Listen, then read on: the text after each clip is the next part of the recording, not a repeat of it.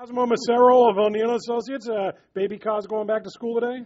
Yeah, he started last week, but he's back in today. He started last week? Hey, you know what? Catholic school, they don't mess around. I guess they don't. Peter Cadges of the Boston Phoenix, your kid's going back? Thursday, Boston Public Schools. Yeah, there you go. That I like better than what happened with your kid, actually, Cosmo, truth be told.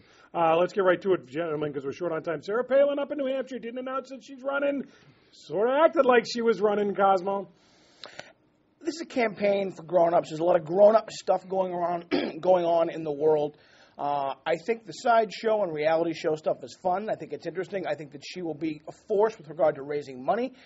But I think it's time for her, and I think Michele Bachmann not far behind, to not really be real factors in this race, and that's probably going to be the case. We'll get to Bachmann in a second. First, though, Palin taking more headlines from Mitt Romney up there in New Hampshire yesterday, Peter. Is she actually thinking of running, or is she just enjoying herself? I think she's just enjoying herself. I mean, she should watch out, though. She's really in danger of becoming the Phyllis Diller of American politics. Dated reference, but I follow you. Yeah, I mean, it's another dated reference about to come. I mean, it's a sad commentary when people would rather see Tina Fey. It's sort of like when Gerald Ford was replaced by Chevy Chase in the public imagination. She's yesterday.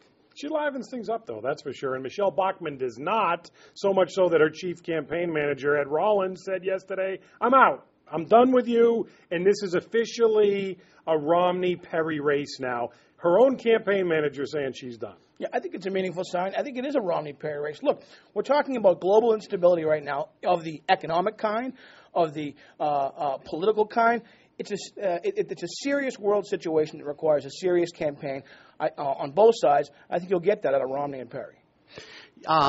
Ed Rollins won her the Iowa straw ballot. That made her serious for about 15 minutes. Frankly, I think, unlike Sarah Palin, Bachmann has come a long way. She's proven that she's capable of being serious. Listen, Rollins is leaving because he wants to maintain his status within the Republican Party. He's a serious guy. He did the serious thing for her. Now it's time for him to move on. Titanium steel spine might not be much longer, Cosmo? I would say so. Fair enough. We'll see. What happens first? Palin gets in or Bachmann gets out? I think Palin doesn't get in. I think Bachmann will get out. All right, let's talk quickly about jobs, that three-letter word that Joe Biden always tells us about jobs. Romney giving a job speech today. Obama giving one tomorrow. Oh, no, wait. It's on Thursday because the Republicans bullied him. Anything coming of any of this talk? With regard to Romney, I think what we've seen is kind of what you'd expect.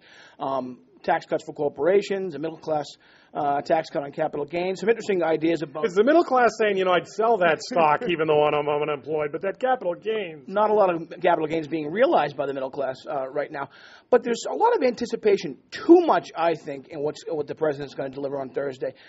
He's built up so much anticipation into this that we can only expect to be disappointed by what he comes through with. I'm much more interested in the Packers Saints like most of America, but I will be watching the president. Peter, as predictable as Romney's speech today apparently is going to be, is Obama's going to be equally predictable? I think Obama's will be predictable. I mean, we'll hear a lot of talk about infrastructure.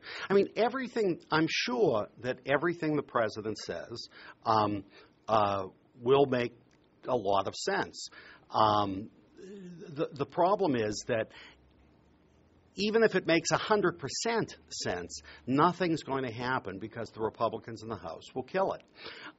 So what we really see here is a bit of political posturing. He's going to make it clear why the Democrats are so different from the Republicans. Romney helped him with his very predictable talk about tax cuts and all of that. He was being very true to form there. We're all obsessed with something, quite rightly, jobs, but nothing is going to happen. The president can't help but give us a plan that's going to cost hundreds of billions of dollars. He can't help it. If that's the approach, public works, infrastructure, it's going to cost hundreds of billions of dollars on top of the debt crisis, on top of the first stimulus. It's just a difficult situation. Peter Cadges of the Phoenix, Cosmo Macero of O'Neill Associates. They're the hitters.